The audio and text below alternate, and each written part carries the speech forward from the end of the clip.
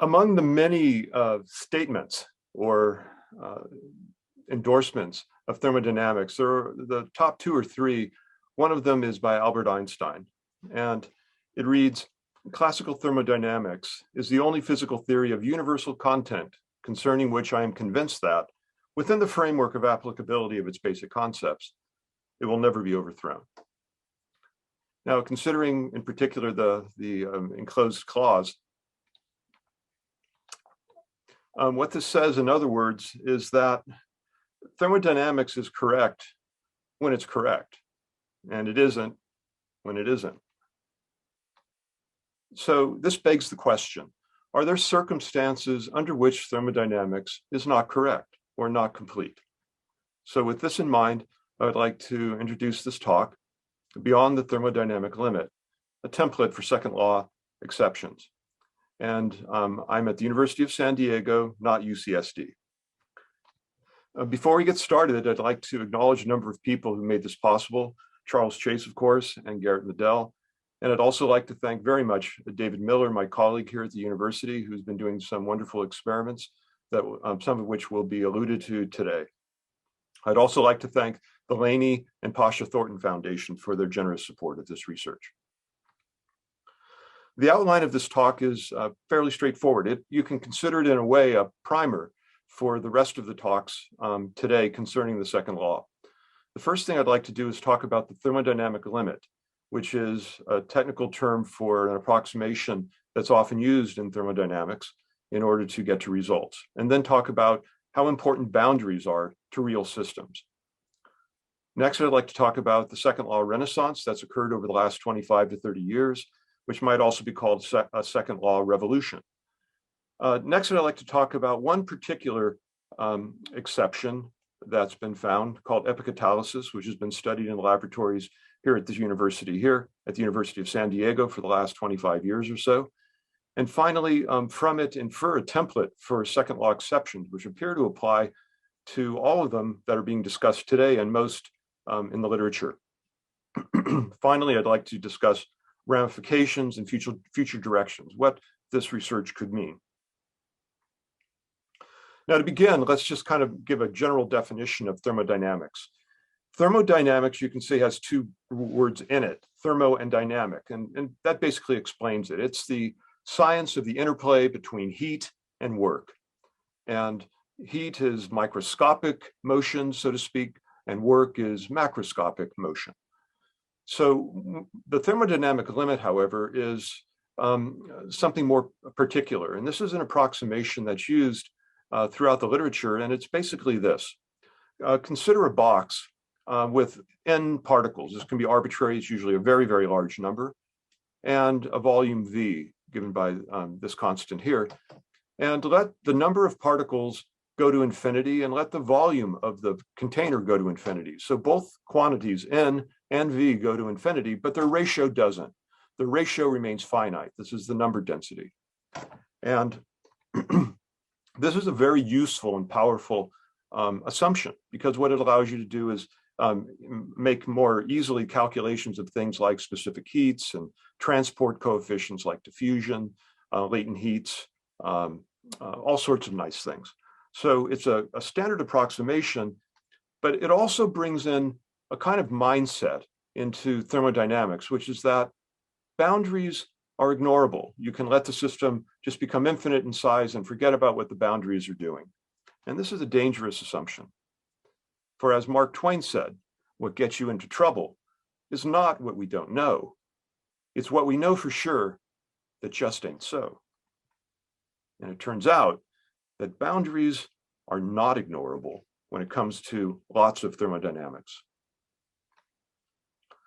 So boundaries are what we interact with on an everyday basis. When we touch things, we're talking about boundaries.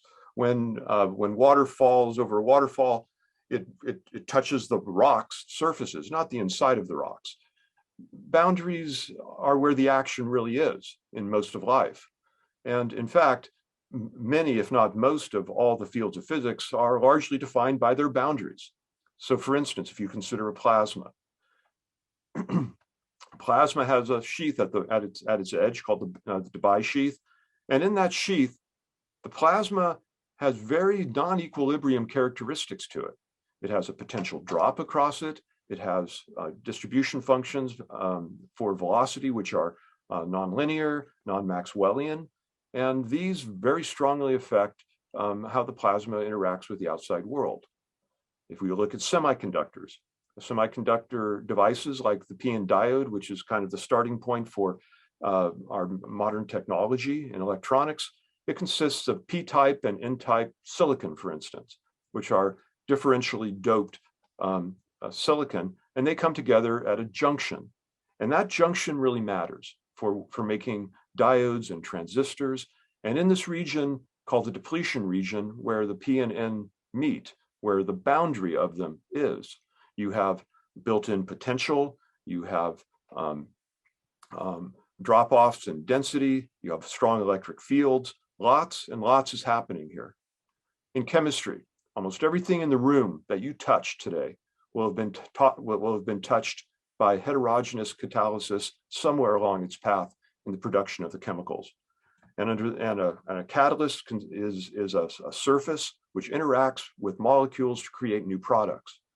Again, it's the boundaries. In biology, which will be discussed later today by James Lee, every cell and many of its organelles have boundaries to them, the membranes, and these are very complex devices that make possible life. Each one of these, in fact, each one of these four has been invoked in research at the University of San Diego among the roughly 12 or so second law challenges that we've put forward over the last 25 to 30 years. As has been said, God made the bulk, the devil made the surface and the boundaries. Boundaries, well, just by their mere existence, they indicate some sort of broken physical or chemical symmetry in the system. They are discontinuities in chemical potential, pressure, or temperature. And because they're discontinuities in things like chemical potentials, they're automatically reservoirs of free energy. And they also, in effect, represent a metastable state, because true equilibrium would be a complete smearing out of all particles to uniform density and temperature. And whenever you have a boundary, that simply is not the case.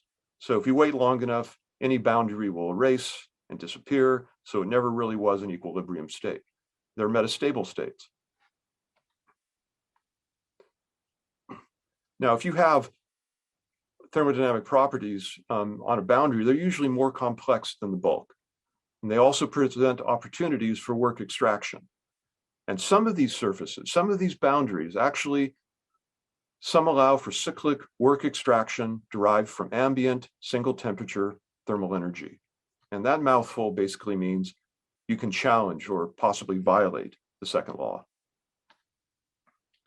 Now, to put this into perspective, the second law has been undergoing really unprecedented scrutiny over the last 25 to 30 years. Roughly 3 to 4 dozen, closer to 4 dozen second law challenges have reached into the scientific literature since the 1990s. 60 to 80 articles are in the refereed scientific literature. And there are more of these in the last 25 years than there have been in the last 170 years of the history of the second law. It's been a revolution, it's a renaissance. There's been a technical monograph published by Springer on the subject, and international conferences held for the first time. And so things are changing, not maybe quickly enough for those of us in the field, but nonetheless, they're changing. And you can see it in the progression of the second law challenges that have arisen over the last 25 years or so. What I would call generation one would be the first 15 years or so, and most of the challenges at that point were theoretical in nature. They were thought experiments. Mostly they were in extreme physical regimes like very high temperatures or very low temperatures, purely quantum systems, large gravitating objects, things like that. And there were only a few corroborating experiments of the basic physical processes. Generation two, from 2005 to 2015, there was more theory, but stronger experimental support, stronger corroboratory evidence that something might be amiss, and even a few patents. Generation three, which is what we're in right now, and which will be discussed more fully during today, has more diversity, more room temperature and pressure, more everyday accessible types of second law challenges, and many, I shouldn't say many, several confirmation experiments. What I'm looking forward to is generation 4, which would be the second law challenges or second law devices which are commercialized. And this may be perhaps in the next several years. So when it comes to generation 3, these are experiments or ideas that in principle or have been experimentally tested. Later today, Paul Thibodeau will be talking about his graphene trampoline and extractions of current from that. Thermionic emitters from Germano di Bramo. Some similar work of this in plasma systems was done at the university here back in the 1990s. Cell membranes by James Lee. The Casimir cavity hot electron system by Garrett. This one it's not confirmed that it's a second law device. Some of us think so. Garrett is weighing multiple possibilities very open-mindedly. And at the university here, we've looked at roughly a dozen over the last 25 years, and falling into multiple categories listed here. We'll be taking a look at the last one, which is probably the most broad of that group. So let's talk a little bit about the second law. We understand the second law in really a kind of an intuitive way. We feel it in our bones. We feel it in almost everything we do. The second law has been called the supreme law of nature by Arthur Eddington 90 years ago because it applies to almost everything. And we see it in the fact that cars need gas, houses need heating and cooling, appliances need electricity, industry needs power, we need food, and we have to constantly resupply things. Everything needs an energy supply because otherwise it simply runs down. And this is because work gets transformed into heat. Things get messier. At the microscopic level, you can see this as the transition of order into disorder. Organized energy, which you'd call work, is in the form of electrical, power coming out of the wall, kinetic energy of things like cars, gravitational potential energy of water in a dam, chemical energy, which keeps us alive and runs our cars, nuclear energy. And all of this organized energy gets ultimately or largely transformed into disorganized energy, thermal energy, heat, microscopic motion from the second law. You can see this as a transition from low entropy to high entropy states, from high quality energy degraded into low quality energy. And this occurs, and the second law can be seen from the smallest processes in nature at nuclear levels all the way up to the ultimate fate of the cosmos. So indeed, it's a wide-ranging law. Now, the second law itself does not have a single statement. There are lots of different forms of it. In the book that Phi Beta Kappa and I wrote back in 2005, we accumulated 21 different versions of the second law we found in the literature. And among them, probably the most prominent are these. The first, the Kelvin-Planck form of the second law. Heat cannot be transformed solely into work in a thermodynamic cycle. That means that you can't reorganize the disorder at the microscopic level into macroscopic order again without paying a price. And this is, in a sense, the gold standard. It goes back to the age of the steam engine, 1850. The one by Max Planck is probably the second most famous. Entropy, or disorder, never decreases for any spontaneous natural process. And then the Clausius form, which also goes back 150 years, heat goes from hot to cold, not vice versa. And this is what you see. Hot objects cool down. Cold objects don't spontaneously heat up. Perpetual motion machines are impossible. There are no perfect heat engines, refrigerators, or anything else. All natural processes are irreversible. And these statements can be summarized in some informal ones, like Murphy's Law. If anything can go wrong, it will, and its corollaries, things like situations tend to progress from bad to worse. The only way to deal with a can of worms is to find a bigger can. And then there's the existential form of the second law. We're all going to die. And this is largely mediated by the second law. On the other hand, the fact that time goes forward, the fact that things happen, is due to the second law. The irreversibility of the universe gives it its charm and gives life its taste. So although it'll kill us in the end, the second law is really the means by which time goes forward and things happen. So it's a wonderful law. But what is the nature of physical law? I think people can often have a misunderstanding of what physical laws are. Many scientists actually believe the second law can be proven, and that's not true. From a purely epistemological point of view, you can't prove a physical law. It's an axiom of science, and axioms, by their very nature, cannot be proved. If you could prove the second law from more fundamental ideas, those would be the laws, because if you prove something, it's a theorem. So the second law cannot be proven. It's simply believed because it's observed to be true. But that also means that it's provisional. It's true only, absolutely true, only because it is observed to be absolutely true. And a single exception to that would not destroy its usefulness per se, but simply destroy its inviolability and open up possibilities.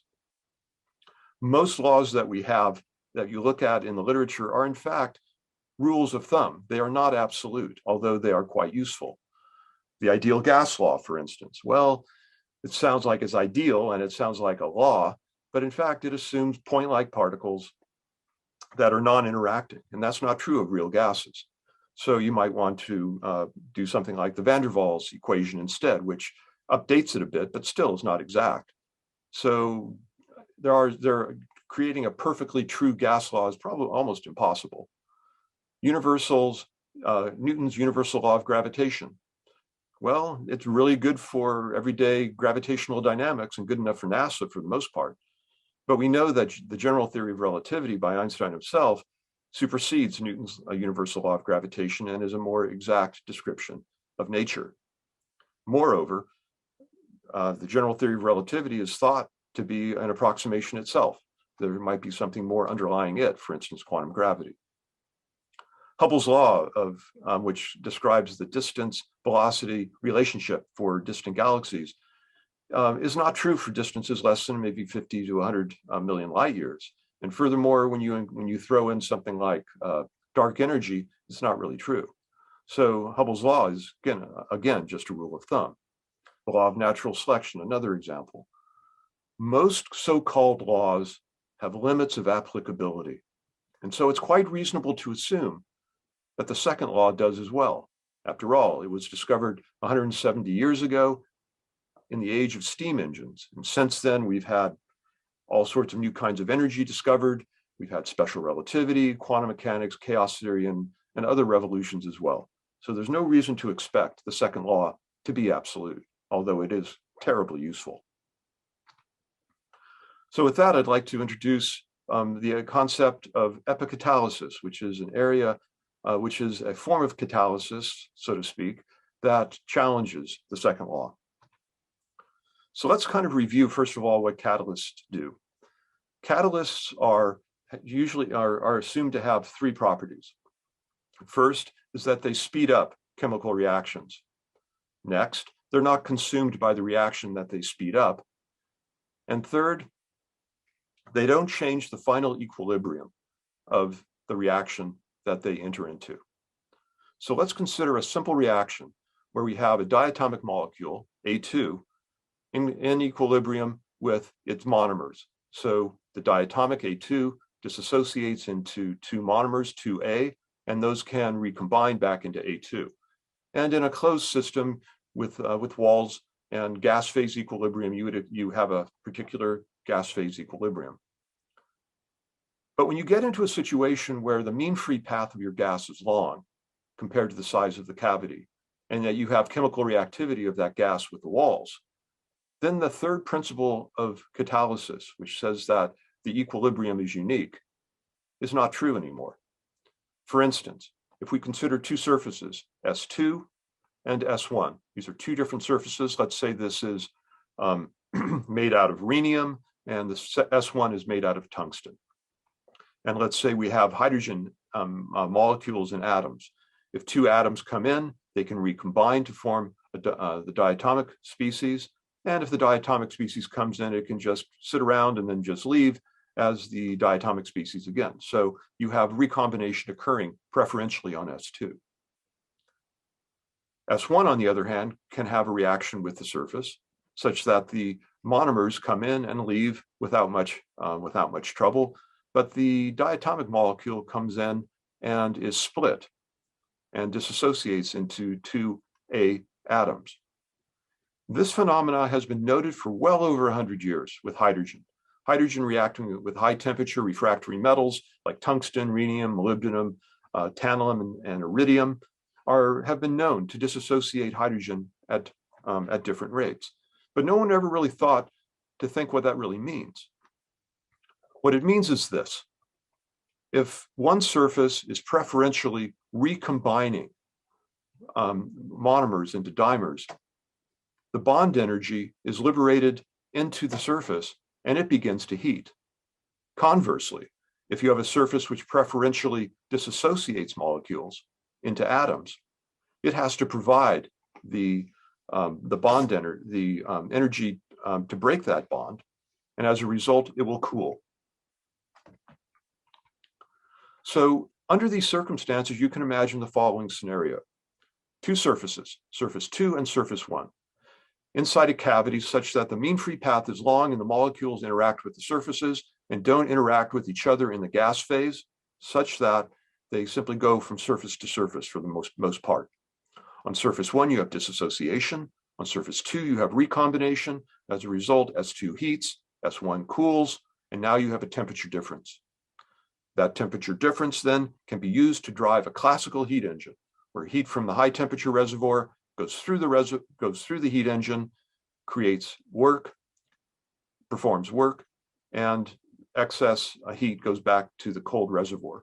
And this can continue in principle indefinitely, because this temperature differential is, quote, originally an equilibrium state of the system. This is what's called an epicatalytic thermal diode. In real life, you might be able to exploit this temperature differential by putting in a thermoelectric generator between the two surfaces and export electricity. Now, the idea of epicatalysis was controversial since it was first put forward because it was understood that it could lead to a second law violation.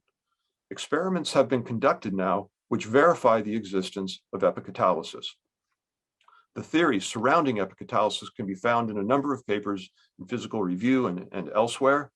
And experiments were performed back in 2013 and 2014, which verified, or strongly, I would say verify, but others might say corroborate this phenomenon. And the way it works is this. The experiments are conducted in a high vacuum vessel, and inside of it, one puts a black body cylinder. Now, a black body is just a closed container that has one temperature in it. And the temperature of this black body cylinder can be changed by passing current through the metallic walls, and that can heat it up ohmically, like a filament in a light bulb.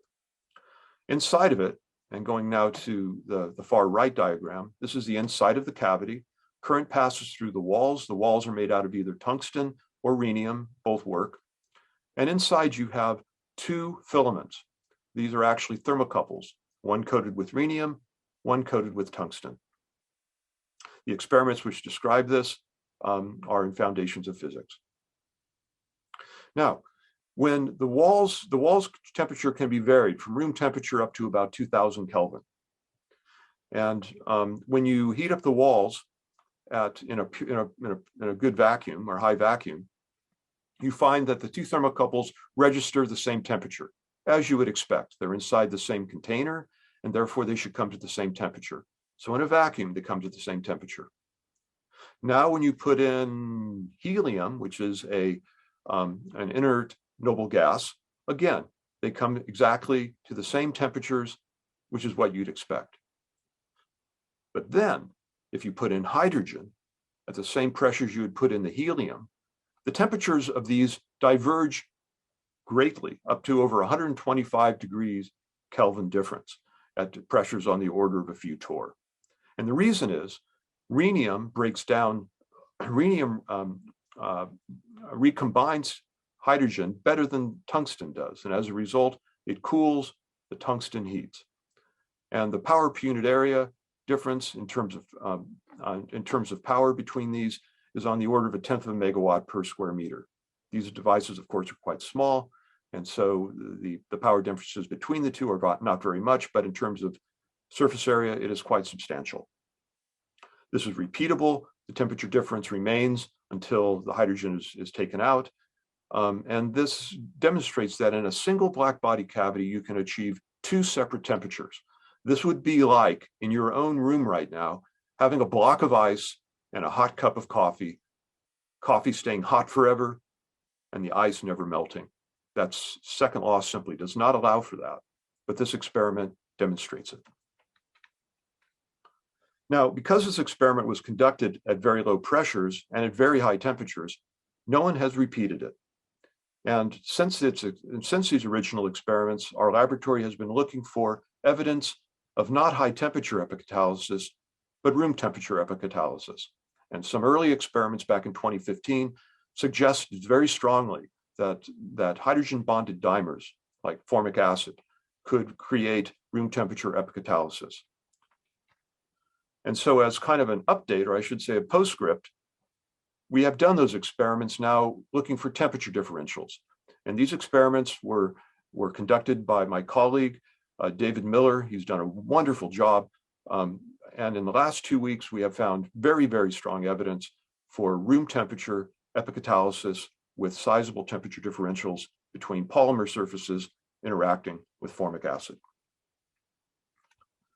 The power densities potentially available in epicatalytic thermal diodes have been calculated analytically and through numerical simulation found to be substantial. In principle, the power densities could be as high as 100 megawatts per cubic meter, but of course that cannot be attained, because if you're going to get power from an ETD, that requires turning heat into work, and you have to supply the ETD with thermal energy, and that's going to be limited by how fast you can send that energy in. And so this kind of power density will not be attainable except for brief moments before the system freezes itself to death. But its uses, well, the power that you get out of an ETD could be used for basically any form of work that you would normally want to use it for: heating and cooling directly, thermal electricity, freezing or boiling water. So the ETD is a instantiation of a second law, not just challenge, but violator. And it suggests, by example, conditions for second law exceptions. And I would like to pose or propose the following. The conditions for a second law exception would probably involve these 5 characteristics. First of all, some sort of finite or bounded system. In other words, one that does not adhere to the mindset, at least, of the thermodynamic limit. In other words, taking boundaries seriously. Number 2, there should be a thermally regenerable energy reservoir. That's something you could express as KT, Boltzmann's constant times temperature. That's at one or more of the boundaries. Next, you need to have a physical or thermodynamic asymmetry built into the system. You need an independent, so to speak, orthogonal work extraction apparatus that's independent of the energy reservoir. And fifth, you need to have some sort of switchable or resettable metastable configuration for your system. In other words, a way to reset the thermal reservoir of the device. So let's look at these in terms of the ETD, the epicatalytic thermal diode. It's certainly a finite and bounded system, check. The thermally regenerable energy reservoir at the boundary is found in the 2 molecules, or the monomer A and the dimer A2. These, the bond energy and breaking and recombining it is the source of your energy reservoir at the boundary. The physical thermodynamic asymmetry that's built into this particular system are S1 and S2. These 2 surfaces have different chemical activities with respect to A and A2. The independent work extraction apparatus, well, it could be the thermoelectric system that we talked about earlier. Switchable and resettable, aspect of it comes about because of the gas cycling between the two surfaces and the walls. So all of these five characteristics are met by the ETD, and it turns out they are met by all of the dozen or so second law challenges that have been promoted at the University of San Diego. And furthermore, I would argue that these five characteristics can be seen in each of the generation 3 second law exceptions that are being described by the other presenters today. So I kind of ask or maybe challenge you to try to look for how these fit in. So what does this mean?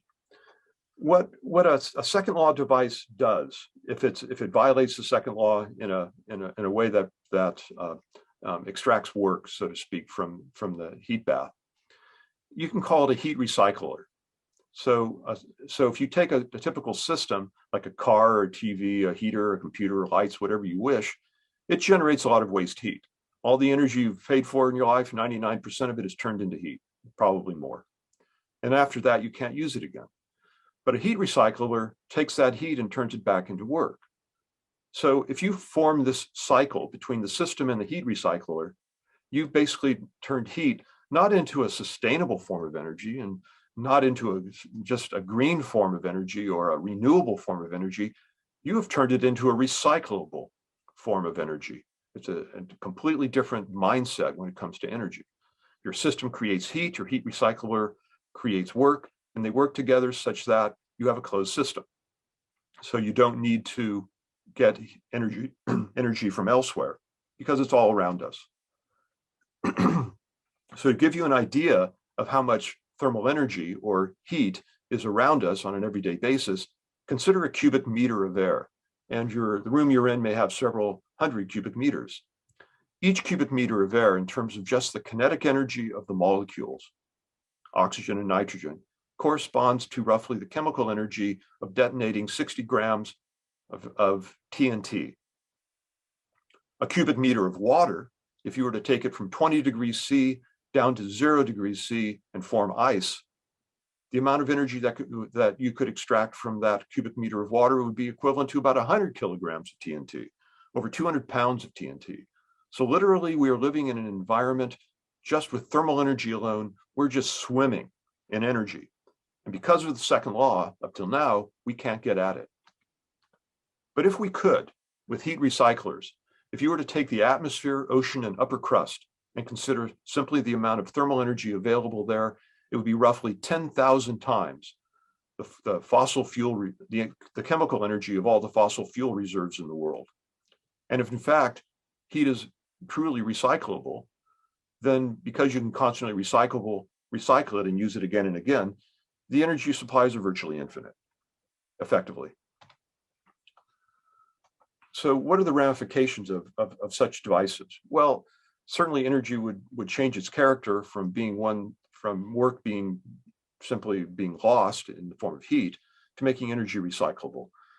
Heat itself is ubiquitous, it's free, it's clean, it's green, and effectively inexhaustible. Energy itself, though, represents 10% of the world's economy.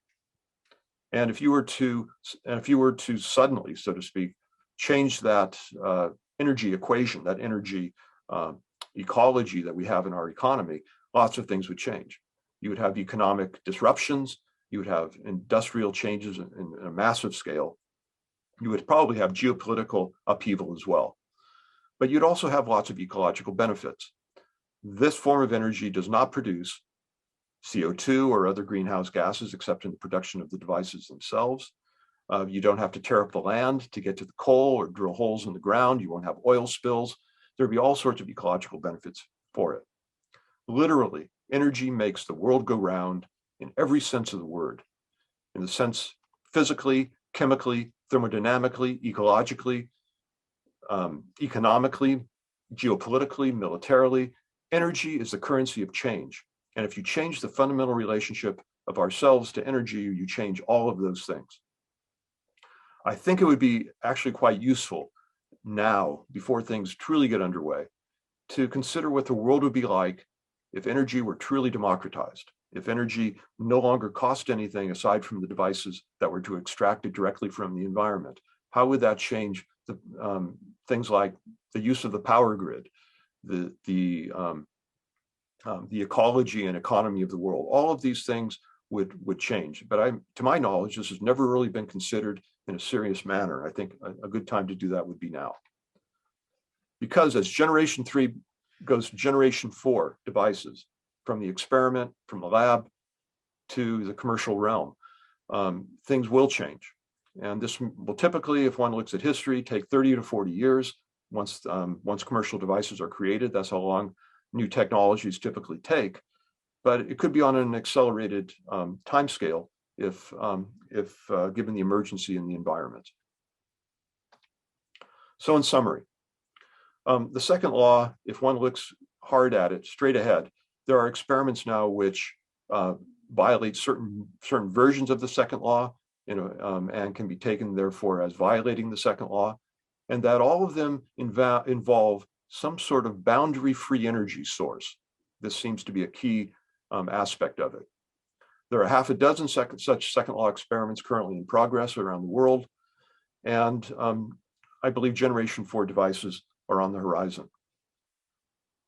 I'd like to end this talk with a couple of things. The first is what is considered probably to be the most famous of all second law endorsements by Arthur Eddington, who is a scientist who was really as famous as Einstein in the early 20th century.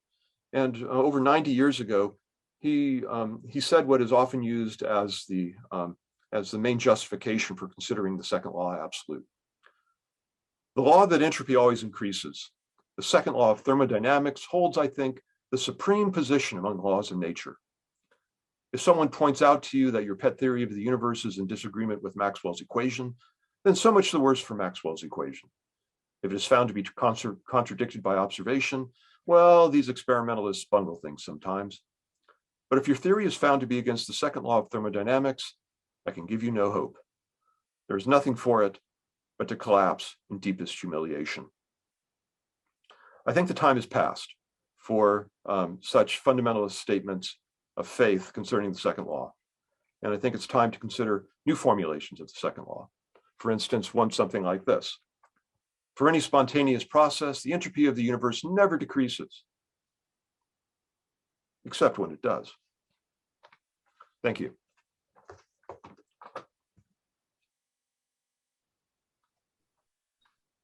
Thank you. Thank you for a fantastic introduction to the field, to this symposium, and to your results. One of the fascinating things for me has been how Daniel has been publishing evidence for violations for years, and that evidence has been met in the scientific literature with silence. And maybe today will mark a little bit of a change there. George, you have a question. Yes, thank you. Professor Sheehan, I think this is probably one of the most important presentations in this symposium, or many others. I really appreciate that. I have only two questions, try to keep it short amongst many others. One is sort of a metaphysical, and the other is more practical. The metaphysical question is, you had mentioned that time goes forward because of the second law. This may be take a long answer, but have you written anything on that issue apart from pure physical article or physics articles? And my second question is, given that the surrounding heat bath can supply the necessary energy, you might say, given the epicatalysis and the thermal diode idea, have you determined whether there's a minimum usable temperature for an ambient heat bath that would enable us to power the kinds of meso and macro scale energy consumers that we currently have, like heat for a house or energy for a car? Sure. Thank you. Okay, you asked the questions which would take a day to answer, but I'll give you a brief one. In terms of the arrow of time, there are multiple arrows of time that have been proposed. For everyday life, the second law is considered to be what's called the thermodynamic arrow, pushing things forward. I've written a little bit about it. I'd be happy to send something along if you're interested. I think your second question, I think, is maybe more pertinent right now, which is how big of a device would be needed to actually power a house. Well, if you have room temperature epicatalysis, the power densities are still really quite large. So if you were to have something roughly the size of a large coffee can, and you pull air through it at a few meters a second, and as the air goes through, it cools maybe 10 degrees C. So it comes in at 20, it leaves at 10. Then that would be able to produce based on the numbers we have of a couple kilowatts easily, enough to power a house. So you could basically power a house with maybe a panel the size of a large picture on one side of your room, which would draw heat from your environment and power everything in your house. But of course, your house is going to be expelling heat from your computer, your refrigerator, and everything else, which just keeps the cycle going. So you can have a closed system with fairly small epicatalytic devices. Justin Coven. You're on mute. My area is in artificial intelligence and computer science, computation, reasoning about reasoning, how you develop reasoning systems. I really like the way that you started your presentation when you're talking about every law is an axiom, and from a computational perspective, every model of science, every type of reasoning is nothing more than a tool to say that some law is true or something or other is as good as saying a wrench is true. There's lots of different types of wrenches used for different purposes. Right. So that was great. There's another, and I have a presentations online, meta-level science, YouTube. But the next step is you started giving a list of different types of, okay, well, here's an example of entropy in this very one subspace. But you can also look at structure being created all over the place. There's lots of different places where you see structure being created, whether it's life, artificial life, cosmological, the structures being created. You can create just as long a list for structure being created. And it would be nice to see that type of list also. Third, perpetual. All energy that we use in the real world is perpetual, whether we're taking from the sun, or we're taking for geothermal, water, whether you're even actually burning fuels, that those chemical reactions from an energetic formula perspective, equation perspective, each one of them is perpetual because you're always getting this chain of one after the other. It's just supplying the fuel, which is not part of the energy equation. Same with nuclear. So to say that, there's no such thing as perpetual energy. All the energy we use is perpetual. We're taking it from the environment.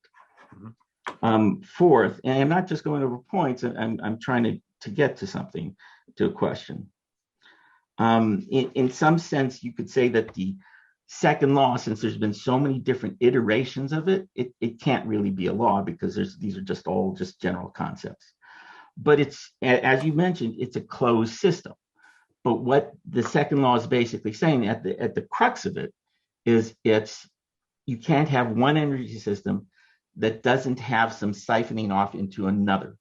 So in some sense, the second law is basically itself saying that energy is, there's no such thing as a closed energy system. But the second law itself says you're in a closed system because it's transforming to another system. Okay, it's transferring one thing to another. So there's a logical inconsistency, but as a computational science, that's what you have. You always have singularities, paradoxes, et cetera, in computational systems. You can't get away from it. The more complex system, the more involved it is. You have those things that happen. So in some sense, the second law says, well, in a closed system, but then you really can never have a closed system because energy transfers into another. So, I'm sitting here looking at computation. I'm sort of asking, why is everybody talking about this stuff? Well, you can't have perpetual, but it's all perpetual. And, you have this law, but it's just a tool.